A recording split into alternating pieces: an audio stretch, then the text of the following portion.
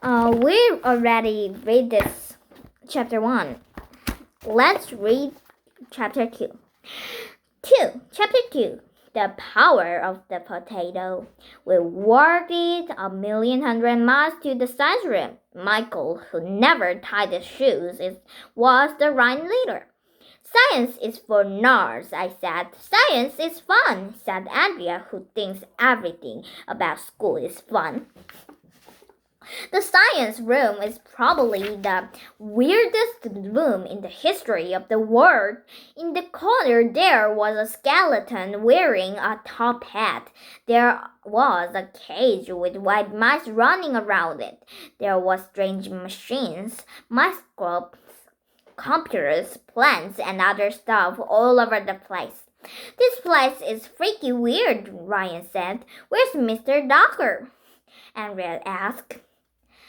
I don't know, said Miss Daisy, who don't know everything. We were looking at all the junk when the door banged open and an old guy came in. He was standing on one of those rolling things that looked like an old-time lawn mower.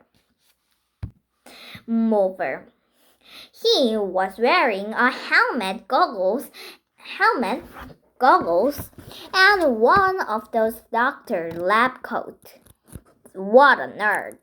Hi, everybody, he said. I'm Mr. Docker. When he smashed into the chalkboard and fell off his rolling thing, we all ran over to pick him up off the floor.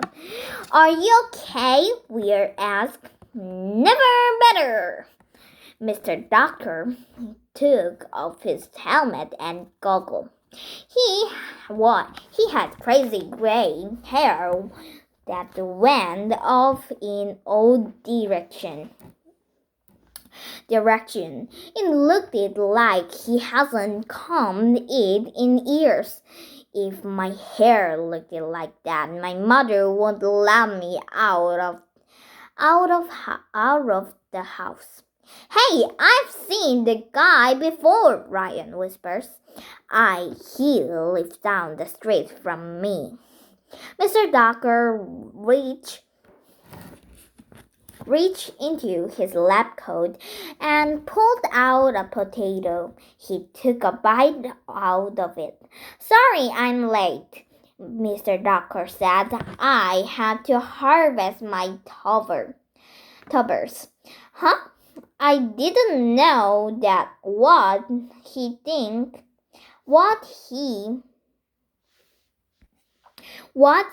was talking about. Tuber or potato, Andrea said. I looked it up in the dictionary once. Very good, Mr. Doctor said. Welcome to science. I'm going to take you on scientific journey. We are going to explore the wonders of our world. The future is in your hands. You will be the scientist of tomorrow. Not me, I said. I'm going to be a football player.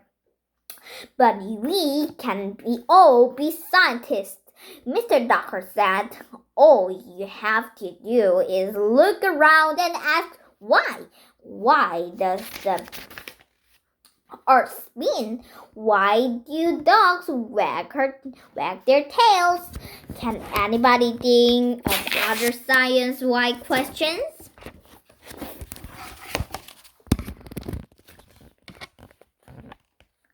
Okay. Why do we have to learn science? I asked. Andrea looked at me and rolled her eyes. That's a good question, Mr. Docker said. I stuck my tongue at Andrea. Nah, boo-boo on her. We have to learn science because science is all around us. Mr. Doctor said, when you bounce a ball, you're learning the science of physics. When you look at a floor, you're learning the science of fontaining. When you pick your nose, you're learning the science of biology. Biology. You're also getting the booger out, I added. Ryan said he was a scientist because he went the internet and found out how to make a stink bomb. We're all scientists, Mr. Doctor said, and kids make great scientists because you're naturally curious. I love it when kids ask why questions. Does anyone have another why question? Why can't we go to recess? I asked. Science is more fun than recess, Mr. Doctor said as he took something out of his desk drawer. We're all going to read this because I have to. Okay, I don't know the word perfect. Okay, we're going to finish this and goodbye, everyone.